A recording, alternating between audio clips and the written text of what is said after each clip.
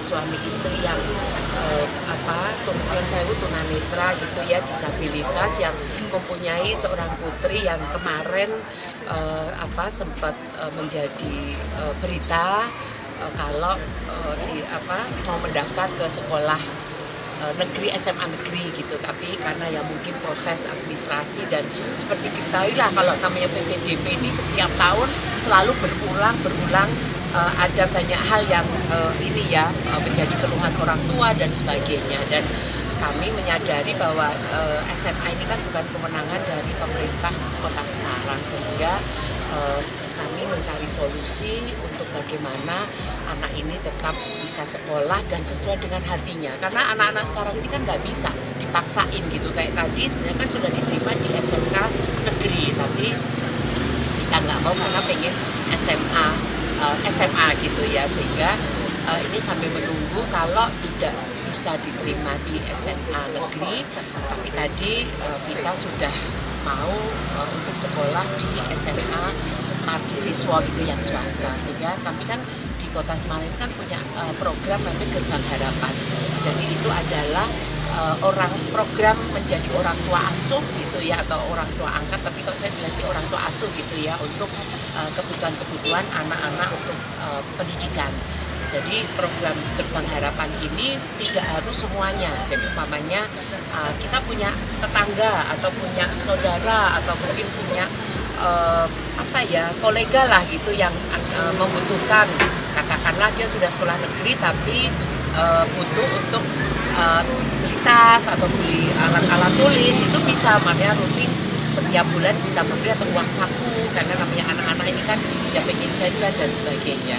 Tapi bisa juga dari mulai mungkin seperti saya yang saat ini gitu ya, mulai membayar uang pangkalnya, kemudian uang gedung lah istilahnya, kemudian SPP setiap bulan, kemudian juga karena kita melihat juga kondisi Pak Warsito gitu ya, sehingga kalau swasta kan mungkin buku-buku dan sebagainya harus beli sendiri, itu kita yang akan support gitu. Nah ini kan memang tergantung nanti kita ingin membantunya seperti apa, tapi tadi saya sudah mempunyai komitmen karena saya juga sudah anak juga udah mentas gitu ya, jadi saya punya anak baru gitu. Selain tadi juga ada anak, saya sudah punya anak Papua gitu yang menjadi anak asuh saya, dan ini saya sekarang juga punya anak asuh baru lagi namanya Vita yang insya Allah akan sekolah di SMA mahasiswa.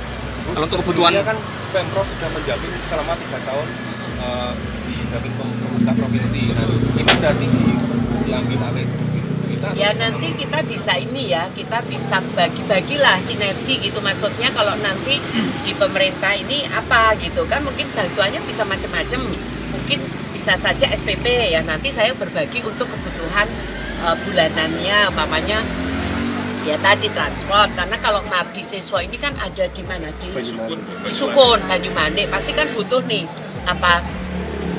naik motor atau naik angkutan kan butuh transport gitu. Jadi kalau kami nanti berbagi saja gitu, mamanya kalau dari dari Pemprov ya sudah semua diambil alih kota, ya sudah kita akan ambil alih gitu, atau mungkin kita bisa berbagi, jadi mamanya sekarang ini sudah diambil alih Pemprov gitu ya, kemudian saya hanya sedikit, nanti bisa saja kan anggaran yang lain kita berikan kepada anak-anak yang lainnya. Ya kita nanti berbagi, syukur-syukur nanti bisa bersama-sama dengan provinsi kolaborasi semuanya gitu ya kan.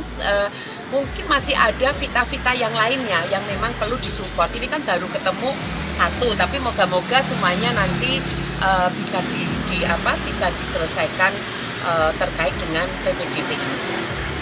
Terus soal juga.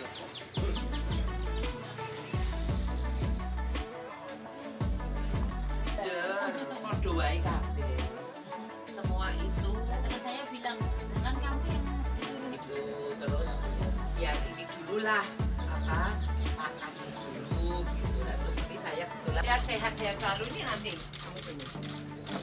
Yuk ini